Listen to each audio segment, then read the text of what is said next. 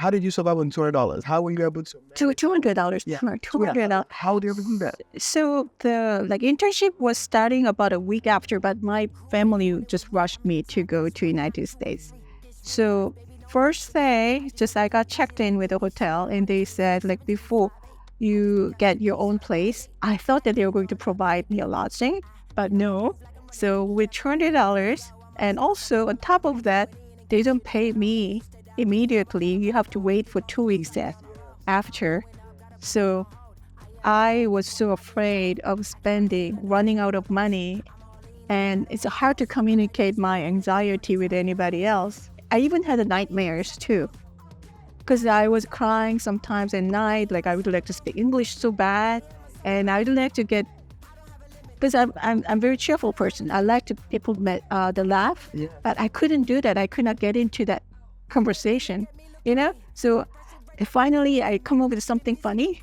The conversation is always over there. Around the clock, I get to it. Don't take no breaks, I just do it. Just watch me work, I prove it. I was born with a gift, got the blueprint, top of the class. Like hey, what's up, good people? Welcome back to another Student Entrepreneur episode. I am your host, Zeke Wanganga. I'm your favorite storyteller in the city. I'm gonna keep saying that. And as you know, on this show, we bring in entrepreneurs, investors, ecosystem builders to be able to learn their journey of how they started from 0 to 100. So you can be inspired to do the same. On this show, we keep it real, no BS. So today we are going to be diving into different topics. One, we're going to be talking about how to build $1 million company from ground up. And two, we're going to be talking about overcoming challenges as an immigrant entrepreneur. And we're going to be talking about role of resilience and innovation in business success. We're also going to be talking about the perspectives on today's immigration policies and landscape and news, and be able to dive into that a little bit more. And before we get into the show, I want to say shout out to KC SourceLink, our wonderful sponsor. If you are a small business owner, if you are an investor, you're looking for businesses, resources, mentorship, go to KC SourceLink and find info. Now, let's get to the show.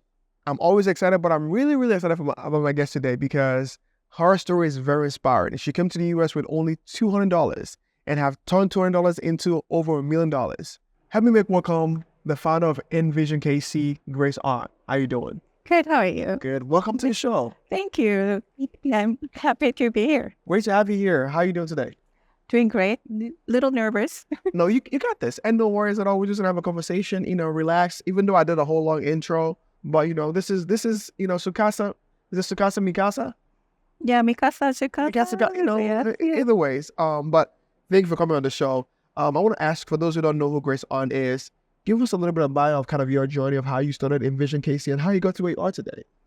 Oh, it's a long story, but to make a long story short, I came this country about 1998, and as an immigrant, I did not have anything, just like $200, like that's all the money that I had because of economic crisis, big time in South Korea. Okay. And prior to that, I was in school in Switzerland. Prior to that, I was in school in South Korea. I grew up in South Korea, and I majored in computer science, and I did not like computer, so I ran away to Switzerland to learn hotel and restaurant management because I love people. Right. I like to serving people. But then because of the economic hardship in South Korea, I had to borrow some money to come to this country. And a friend of mine let me borrow. She lended money about $1,500 to pay for one-way ticket to come here. Wow. And my aunt gave me $200, and I was here for the internship with Hyatt Regency Tampa, and they salary was like $5.75 an hour. Yeah. And then from then, many things happened, and probably I will share that more a little bit, but 2019, I got laid off from the company that I was working as a sales engineer. It got me thinking, like, what do I want to do? And there's like so many like times that I want to have like, something that I really want to do. But at the same time, starting the new company is like very, it's a hard thing to do. Like there's like fear got in me. Still, like as an entrepreneur, I still have the fear. I have to fight with the fear. But anyway, but my passion is like helping people and with what I know. And so I started my own company 2020, November 9th. So it's a 4 years anniversary is coming up. Wow. And it's just one customer at a time. I did my best.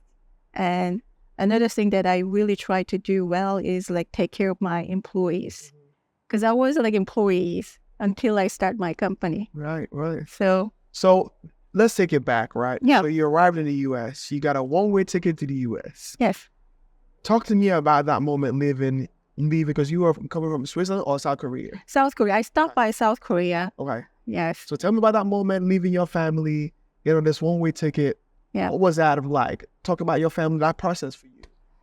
I cried a lot, but I'm the oldest one in my family member, and I didn't want to show the fear to my family, and they want me to just go to United States as soon as possible because they didn't want me to go through that economic hardship, and because my dad got bankrupt, we did not really have any money at all. Prior to that, I had my dad's credit card spending, just like if I need a cash in Switzerland while I'm studying, I just do the cash advance and use it.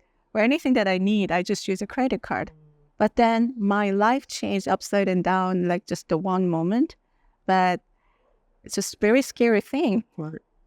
And I never been to United States before. So, but I felt like I need to go because my mom told me to go. I had a codependency. Right. I was depending on everything what they said.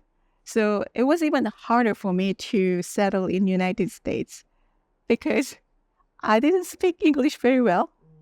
And I didn't know how to drive.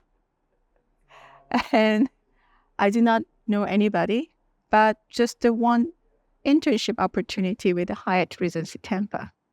So I was very, very scared. Yeah. So talk to me about how did you survive on $200? How were you able to? $200. Yeah. $200. How did you do that? So the internship was starting about a week after, but my family just rushed me to go to United States.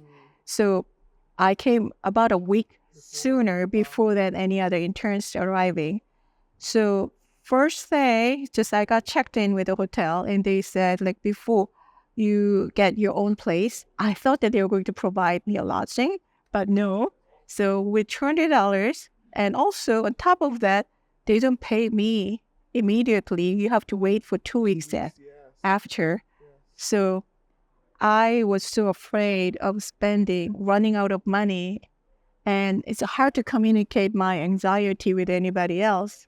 So my decision was like, just survive with what I can do. So with $200, I didn't want to spend the money. So I was like starving basically with a tap water from the bathroom and the hotel bathroom, just like lying down on the bed and watching TV. And how long did you have to go with tap water for? About a week, but I could not stand. So I went to Eckerd, like downtown, the drugstore, got pretzel, one bag of pretzel, and then in the hotel vending machine, I got one Dr. Pepper. So whenever I see Dr. Pepper, pretzel, it reminds me of the day. Yeah. So I think I wanna hone in on this because for those who are watching who don't know what the immigrant experience is like, there's no truer story of the American dream than what you just told, which is you came with $20. You would rather starve than talk to another person because you didn't want to do that confrontation. You didn't want to beg for anything because you didn't know what the culture was, right? Right. Talk to me about the reason, like that fear of talking to someone else, during that moment. It's like, I don't know anything. Like they had employee cafeteria in a hotel. I did not know. And also it's about the language and also culture difference. It's like everything is like so much. It's like fear. Everything is like fearful. Also, there was no technology there was no Google Translate. There was no way to do that. No. Back then, I lived without cell phones and no computers. I just didn't bring the computers. Like laptops are very expensive. It's mostly the desktop. That's right. In 1998. And so no translation that I can rely on any device. So it has to be me. So the language barrier, culture barrier was like huge for me. But however, I am working in hotel industry. I need to communicate with others. But it's just like that. I even had the nightmares too. Because I was crying sometimes at night. Like I would like to speak English so bad. And I would like to get, because I'm a very cheerful person. I like to people the laugh, but I couldn't do that. I could not get into that conversation, So finally I come up with something funny. The conversation is all over there. I miss my opportunity. Yes. You know what I mean? Yes, I do have those times though where I have jokes. I'm like, if I say this, it would not. And then when I say it doesn't even rhyme, I'm like, it was so funny in my head. But by the time it translates to language in English, it doesn't become funny. I'm like, look, missed opportunity. So I understand what you're saying. Cause like, yeah, and also like now I think I think in English. I try to dream in English. However, everything has to be like Korean first. That means interpreted this way. So it's like 3, 4, 5 seconds later that it comes out from my mouth. And then I try to catch up what they're saying at the same time. Yeah, serious translation. I think the most common word I've ever said in my life is, what is that word again? What's that word? The moment I've said that, it's like, what's that word? My brain's like trying to find the words in my mind, but you can't find it. So I totally understand that. Yeah. So talk to me about now you being immersed in this new culture, not knowing anyone, not having any family. You have $200. You are doing an internship. How did you find your way from internship to getting a job into working at a company for, I don't know how many years you work for the company? Like, walk me through that process of like being able to transition. Okay, so it's a story. So the first time, like I was here for just 1 year internship with Hyatt. But then I had to realize my degree in computer science to settle in this country as looking for another visa type, is an H1 visa. So I was like very friendly person, and even though my English was not perfect, but I was like telling people and greeting people. And one of the frequent like stop by the guests at the hotel. And I told him that I'm leaving, and he was a Cuban immigrant too. So he said he heard my story, and if you have a computer science degree, that I might be able to help you. So I got a job from him, a sponsorship from him. However, it was very hard because I did not like computers, so I had to start all over again and learning computers, like in SQL 2000 and Microsoft certificates, trying to learn HTML and trying to learn ASP. And the programming is not, it's not very easy by yourself. That was like the English barrier. How did you learn with that? How did you do that? Oh, so here's like really good, cool things that I was able to quickly learn English in a way that this is a trick that I did. So I have a recorder, like Walkman. Back then, my dad, my dad, so I bought it here in the United States and asked people to record. I asked them to read the newspaper for me. And then I just like repeat that newspaper, one paragraph, probably like an hour or two, like just until I feel like I speak like American. It's not perfect, but the way that I just trying to learn. So every morning I grab a toothpaste, everything, like before I go to work. I try to like find something that I can practice English.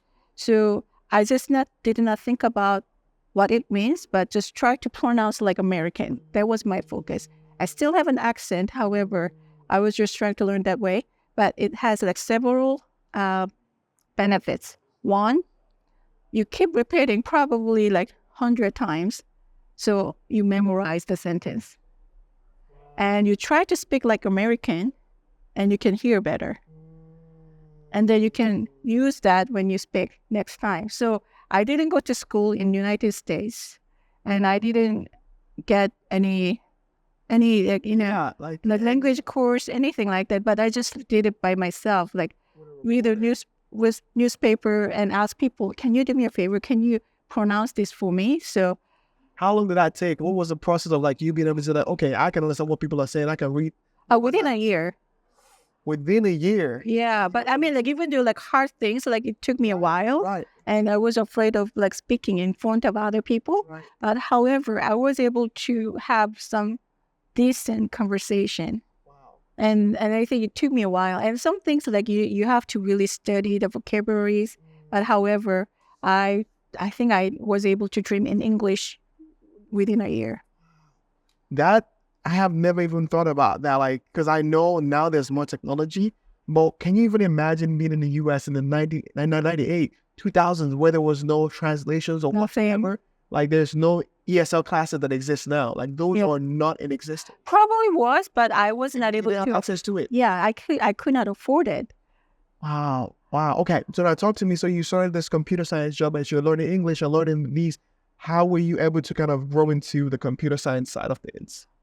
You had to. Just like, you had to, because like I was crying, but I was learning, because this like learning is like one of my talent, because I used to read encyclopedia when I was younger. I love reading books. I am very curious. I'm curious about everything, and I'm very interested in how it works. However, computer was not a thing because I cannot get to it quickly. There's a steep learning curve. Do you want me to tell you a funny story? Go ahead. So one time I went to this job fair, and it's a computer job fair. So they have a bunch of people. I try to find how I can apply for different jobs. And then one gentleman was asking me, so what language do you speak? So what language can you do? Or something like that. Right. But I said Korean and English. What they're asking for was a C#, .NET. Those are languages that I speak. If you want, I have skills in those. Yeah.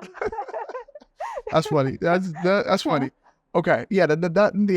I speak those languages. Okay. So now talk to me. So how long were you an intern for this computer science company? How did you go into the different things? Yeah. So the 1 year, and then I got this computer jobs that doing the website development and building some website there. But 9/11 happened with this company. So they're so loving family and loving employer, but however, they had to let me go. So I was in the situation again. I need to start finding a job in that hard economic situation and sponsor on top of not only the job, that's sponsoring the visa.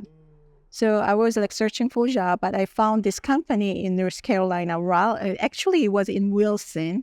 It's called a Coyote Tractor Company. They are looking for somebody who's bilingual, me. Yeah. And who can languages they were talking about. You have those. Yes, Korean and English. Right.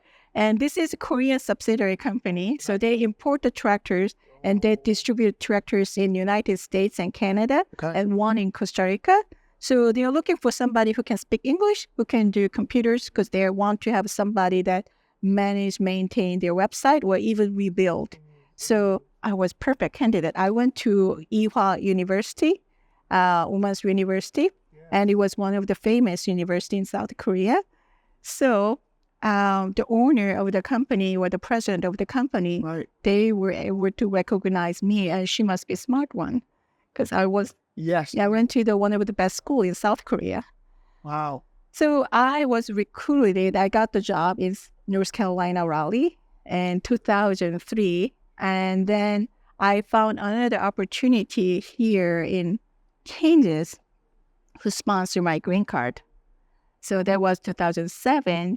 And then I was working as a consultant, working for the various clients. Right. And so every time you found a job, you had to find someone to sponsor you. Yes. It wasn't just finding a job. You had to make sure they can sponsor you. Sponsor me. So it's very hard. Very hard. Yes. However, you have to let people know what you're going through. Back by then, I was able to speak English. Right. So I tried to, and also prayed a lot too. And because without family member and have faith in God was tremendous help for me. How were you able to find these different jobs opportunities? And because I know during these job transitions, how were you able to, support yourself financially? How were you able to pay for the things that you needed to do? What things did you use at that time to be able to keep up with things that are going and finding jobs? So I am a very frugal person, and I'm so thankful that I went through that hardship, coming to the United States. And I believe that through that difficulties and challenges, like you became a better person and more considerate person what other people go through. But because of that, I'm very frugal and I know how to manage my finance. Yeah. So I don't spend the things for that I don't really need. And even a couple of days ago, somebody said, what if somebody asked you to sell your company at $10 million? I said, I don't need that money. I'm doing what I'm doing. I love what I'm doing. I like the journey itself. You cannot buy this journey, this learning, and the fulfillment and the joy. You cannot buy with $10 million. I want to be just stay on this path and keep going. And then also, like, I cannot imagine leaving my customers, leaving my employees. It's unthinkable. So, but anyway, back to like, how did I manage all these things? I had a $3,500 like credit card debt around like 2000, right before I find a job with a tractor company. And I was very tempted. Like I heard people that they're leaving the country with a credit card debt behind, but I was like, no, that's not me. It's not Grace. So that was one of the reasons why I persevered to stay in this country to pay back my credit card debt. Wow. So I persevered and paid back. And then, but I was told that you get lucky when you work really hard. So I found another opportunity with this tractor company. I get paid $37,000 a year from $575 an hour. It's like a big jump. And then I got raised to about like 42,000 or something. You're living life. And then when I came to this Kansas City for consulting job, it was like increased about 60,000. And then I got another job that offered me 70,000, another job 80,000, another like 120,000 plus commissions. Like, so I was like able to make close to $200,000 before I start the company. Wow. So, dang. This is just like the American dream. Like you literally stayed here so you don't have to like meet the debt. Because I know people, like you said, they need the debt. You're like, yeah, it's not my problem. I'm going to leave it and go. But you're like, I have to be able to be responsible for this. And then like you said, the more you work hard, the more lucky you get. Yes. Talk to me about Envision, right? Yes. What is the problem that Envision solves? And why was this important for you to say, I need to do this? Mm-hmm. What was that point? Talk to me about being unemployed because you got laid off on your job and then you started this company. Talk to me about that in-between point of saying, this is a problem we need to solve, and how did you start tackling that? Mm-hmm. So I'm big on customer service. So I can see other people, I can read other people's mind very easily because I care. I can see through like what I need to be doing. So if I walk into even the busy restaurant, I almost want to help the waitress. They need water, they need like napkin, they need like something. It's like very easy for me to spot on like what needs to be done. So that applies to this like technology industry as well too. When I was working as a sales engineer or consultant, I built relationship with everybody there. And I know exactly what to be done. However, when you're working for a larger company, you cannot really do everything, the customer service that you want to provide and connect the dots like over like sales. You need to focus on sales. That's right. And as a like Microsoft consultant, you need to only focus on Microsoft consultant.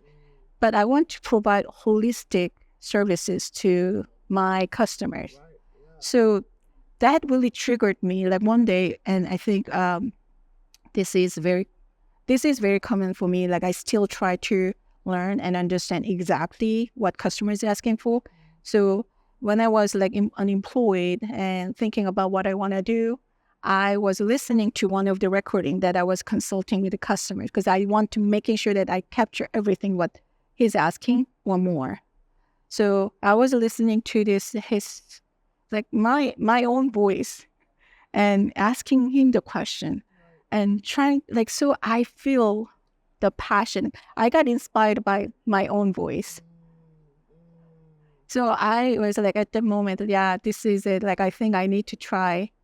I need to provide. I want to do this. So the differentiator that the company that I'm running, the NvsionKC, we really try to beyond what customer is asking for. And we also first see the customer himself or her first and what she's really trying to achieve. And then trying to understand organizations like business objectives.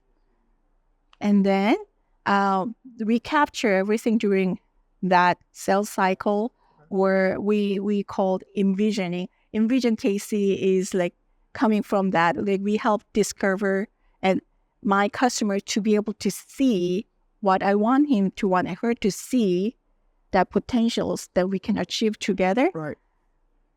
If they have this confidence and if they can see that what can be possible, the rest of it is very easy. This person is going to be champion to work together to make things happen. So once we identify this like envisioning, and I want to making sure that project management or service delivery team have every resources from the sales team, because oftentimes there's a disconnect. Sales sell and give these requirements to the discovery information to this development team, and sometimes they got lost. Like they need more information, or it's totally different from what customers asking. So let me ask you this. I know that NvsionKC is, I would say, a software solution and IT management. Yes. So on a more, when I say on a more base level, I'm talking about myself. For people who don't know what NvsionKC does, if you can lay it down in 10 seconds or 30 seconds, or what customers, what should people come to you for, essentially? So, thank you very much for asking the question. Yeah. So we are Microsoft-based consulting services provider, and we automate the business process. And also we build the intranet, we build portals, and we create the health and safety applications and solutions and data analytics. And that's what we do. So tell me this. So when you started, were you the one doing all the stuff, all the data and analysis, or would you have someone doing how did you start the idea to implementing it to raising funds? So I was doing everything, almost everything, but the critical piece of the technical delivery. But I was able to do selling, and I was able to do envisioning. I was able to do the rest of administrative stuff. And then I was teamed up with one of my previous coworker, and he was delivering it. And soon after, I hired more people to do it. But I understand I was working as a design architect. I understood the technology and what to be done, so that I can translate customers' language, business needs to the technology. So would you be considered a startup? Mm-hmm. Sorry? Would you be considered a startup? I believe so. Yeah, we are startup because I bootstrapped, I borrowed $70,000 from my credit card. And think about she had $3,500 credit card debt. I started from $500 credit, but I was able to lump sum the credit and borrow $70,000 from bank, and I started my own. So it's a bootstrap. Talk to me about that bootstrap. How were you able to, what did you use was it collateral? How did you get $70K for those who are saying, I want a business, but how do you get that kind of funding from the bank to get you started having any business? It's because I had a great credit. I was pay back. Yes. I did not owe anything. So you use your credit to back up that? Yeah, I had almost 850 credit. Wow. Score. Shoot, that is Jesus credit score.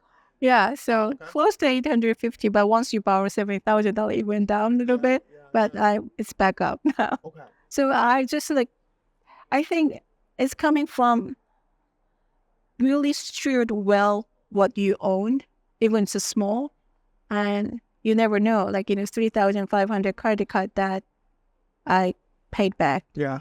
Paid back. And then at the same time, I was blessed to find a job who paid me really well. And so that I was able to borrow $70,000 without collateral, just the credit score. So, because I know, there are two types of founders. There are founders who have either worked in the industry and then they spun off and create their own company. And there's founders who have personal experiences that say, this is something I've faced, and I want to create a solution for it, right? And for you, you work in that industry, right? Yes. What are some things you learned from the industry that you worked in that kind of helped you create a company that is so successful in 4 years to be having almost $1 million in profit?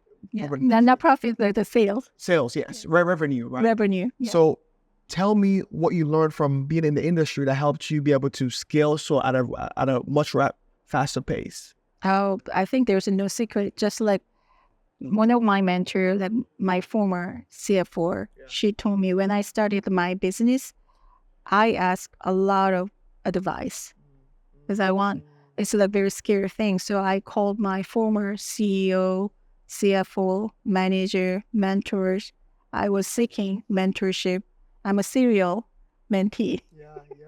So I get all the information, but I keep in mind, but most importantly, like my dad said, keep doing the right thing and money will chase.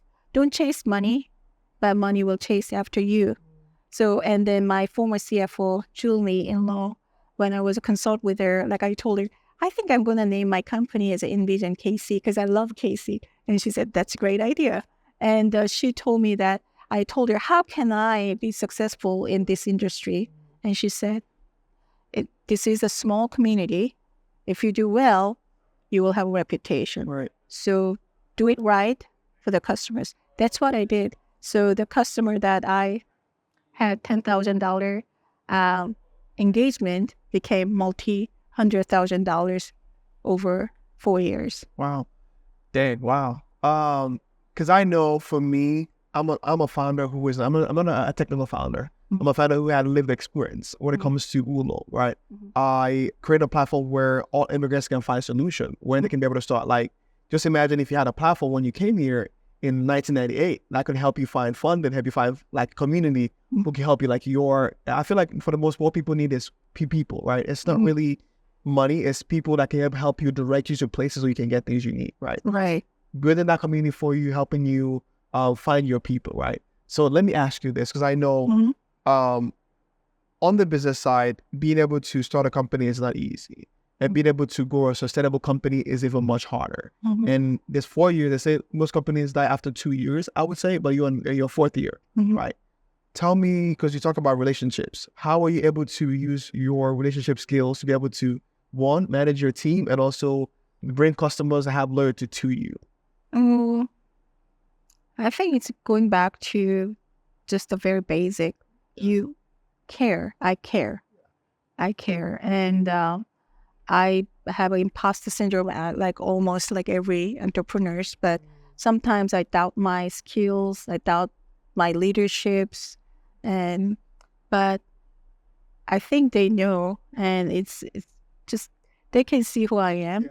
To be transparent and be honest. And I oftentimes, like some employees, like we have a different offices, like some days, like I was just crying a lot because like it's so hard. So, and they're just trying to leave, like, take, go home. But around like 5, 6 o'clock, they open the door and I was crying.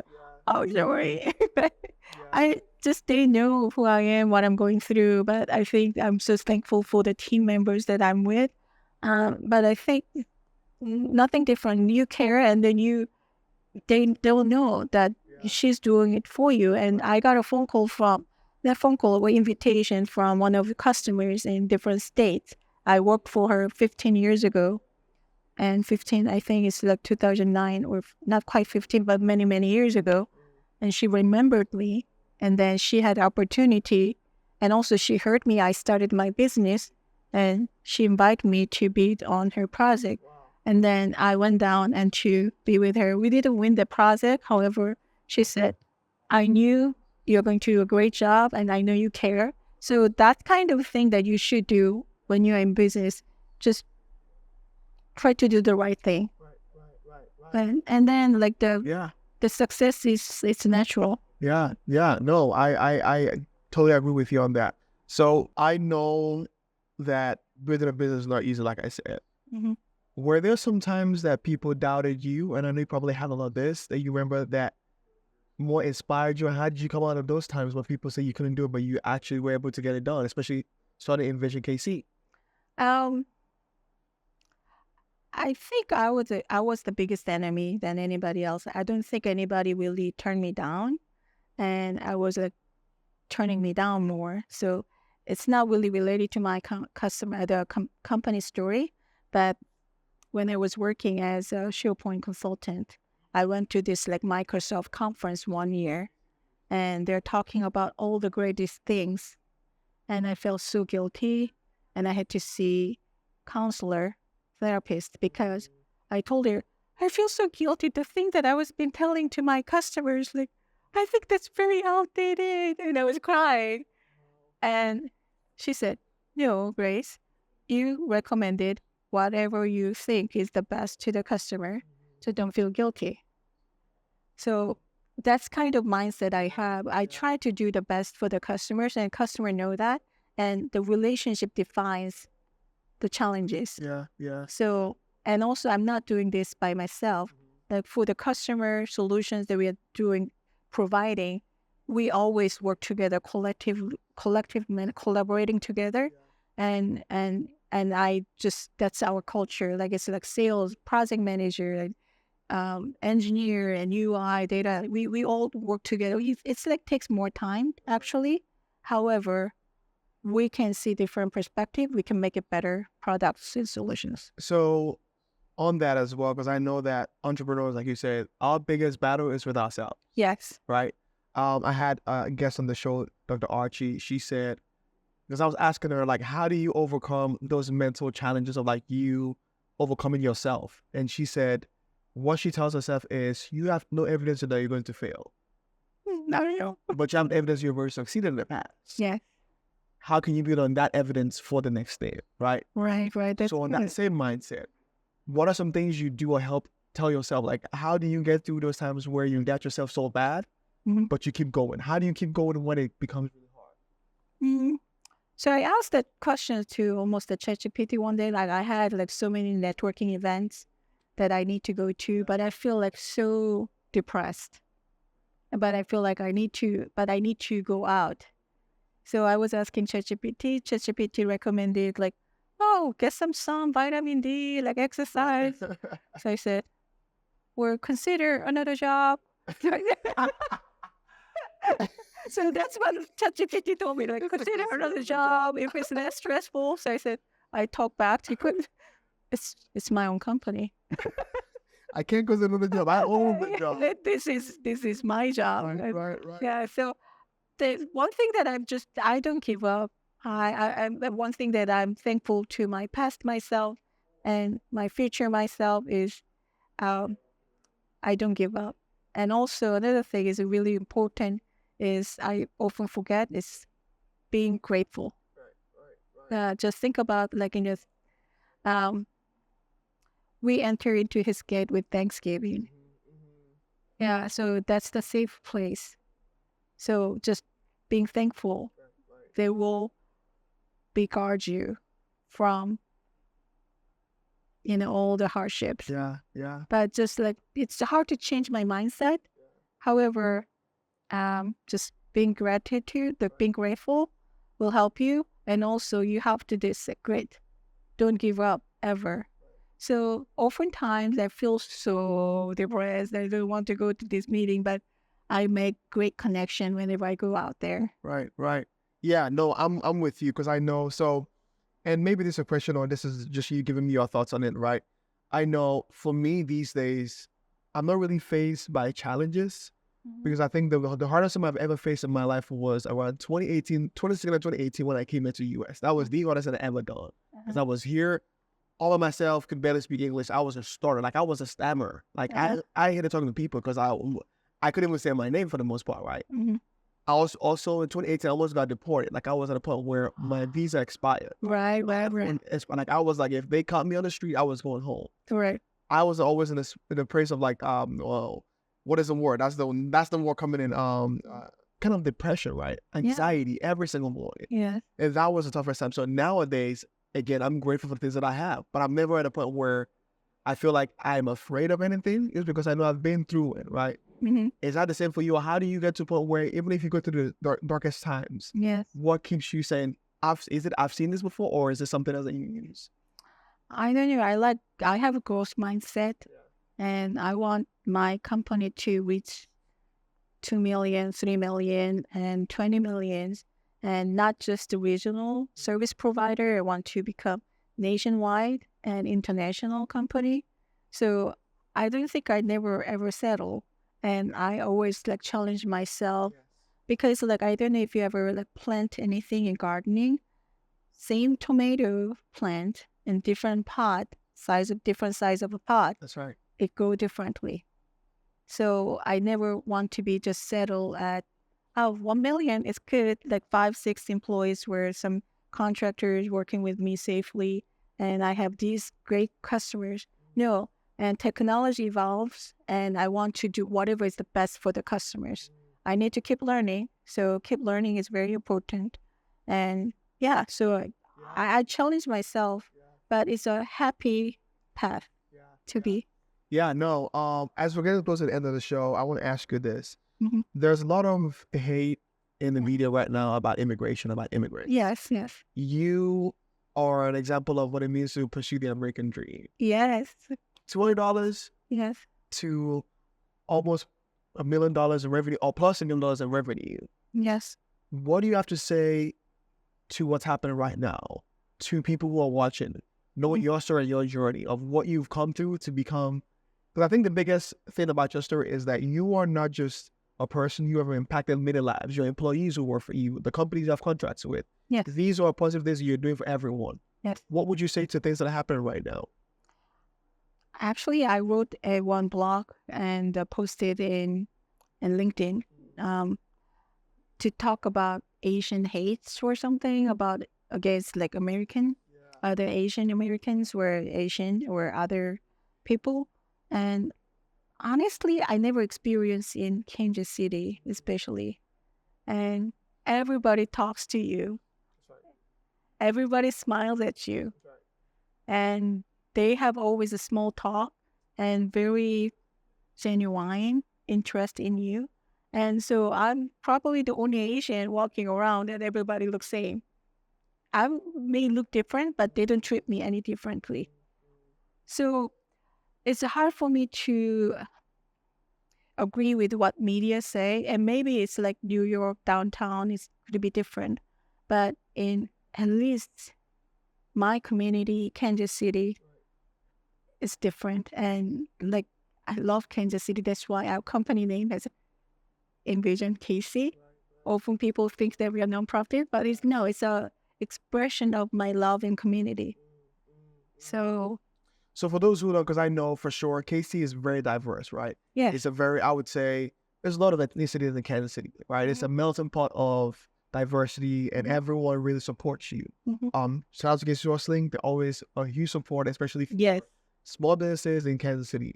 I think the point I was trying to get to is the fact that there's this people who don't know you as a person has perspective of who you are, what you can do, right? I think the bigger message I'm trying to send is it should be about unity. It should be about thinking about the people who you go to the restaurants, people who you patronize every single day. They are humans, right? There shouldn't be, I would say, a narrative of people hating each other. It should be about coming together because together we are better. Yes. Right? We need more of those first trade, like those community that helped you be able to get your first job, get your company set up. That's what we need, right? Yes, like giving each other opportunity to improve the community better. And I cannot say anything but thank you to this SourceLink, small business development, like Growth 360, Scale Up, and also this growth mentoring services. Yeah. So do you use all those resources? Like what resources do you use? All the things that I was talking about. I'm a serial mentee, and I was like reaching out to people and asking for help. And actually, I got to know about Growth 360. That was my start. Actually, prior to that, our blog had like some, the UMKC had like some entrepreneur training. However, it got stopped because of the pandemic. But afterwards, I was like working with this contractor that I'm working with. Like he introduced me to Growth 360 because he did the internship at SDBC. So he didn't go through the 360. However, he introduced me too. So I went through Growth 360 afterwards, while I'm finishing the Growth 360, I took the Growth Mentoring Services, and they mentored me over 2 years. And I was supposed to graduate 14th month, and I needed more help, and they graciously extend and just graduated a couple days ago. Wow. And then, thank you, and the scale up, and then now I just joined the Hesberg Entrepreneur Mentoring Program. Yes. So it's all these people are just very, very supportive, and they're rooted for you, they're cheer for you, support you. Yes. No. I think the Hempers program is a famous program. So congrats to getting in that. Thank you. And I know, like I said, Kansas City is such a cool place because it gives you this whole feeling of community because people are willing to help. People Yes. are willing to lend you a hand and take you to the next stage. Yes. Which is why it's so unique, right? Right. It's not one of the biggest, it doesn't make you feel like you're disconnected in any way. You know. If you find your community, your ecosystem, you always get plugged into what's happening, right? Yes. Yeah. Now, again, this might be my last question. I want to ask you this. Looking back to your journey and looking out there, someone who's watching this, who have been inspired by your journey, how would you summarize this for them? What would you tell them to inspire them, or looking at what you've come through to build such an awesome company, what would you say? Believe in yourself and do not give up. If you don't give up, one step will lead to another step will lead you another. However, even though it's hard sometimes, choose the right thing to do and it will pay off. I think that's the last. Yeah, that's what I think would like to summarize my journey. Yeah, well, that's powerful. I resonate with that. Hard work makes you lucky. Yes. I think I was trying to say this before. Preparation meet opportunity is that's the meeting point. Right. That's where success happens, right? Right. Thank you so much, Grace, for coming to the show and sharing your journey. I think I'm inspired, and I hope that one day I can be able to be on the other side and say, hey, we have been able to have almost $1 million in revenue, because that's awesome on its own. And I think your company is still growing. So from $200 to $3,500 to $70K. Yeah, $70K you borrowed and paid back a couple times. And now going to over $1 million. Over $1 million. That on its own is a dream, just to be honest. So Thank you, Grace, for coming on the show. And I hope people watching are being inspired. And for people who want to reach out to you, how can they be able to get in contact with you? I'm on the LinkedIn, Grace Ahn, NvsionKC, and just reach out to me. And if you come to our website at NvsionKC.com and click the info at NvsionKC.com, and I'll be always welcome you to reach out to me. Sweet. I want to ask you this, by the way. What does your mom, your parents, your grandparents think now? What this conversation, as you've gone through all this journey, what is that like? My father passed away about right before I got laid off, so about a year. But this is what I believe that is very important. He is my role model, and the way that he lived his life and is still in me. So that's why what I'm trying to do here is I want to pass that DNA passion to my employees, anybody that I can interact with. However, the journey that I've been through, my grandmother just turned to 94, and my grandmother and my mom, my aunt, my brother, and my sister, all of my family members in South Korea, they're so proud of me. They're very proud of me. Wow. Yeah. That's awesome. That's what we love to hear. Again, thank you, Grace, for coming on the show. It's just been amazing talking to you and kind of hearing your story. And for those who are watching from home, you know what time it is. Subscribe, share, let people know. We're down here at Fight Up Studios in Kansas City at Keystone. Let the people know. It's your boy, Zeke Wanganga, and I'm going to see you in the next episode. Bye-bye for now.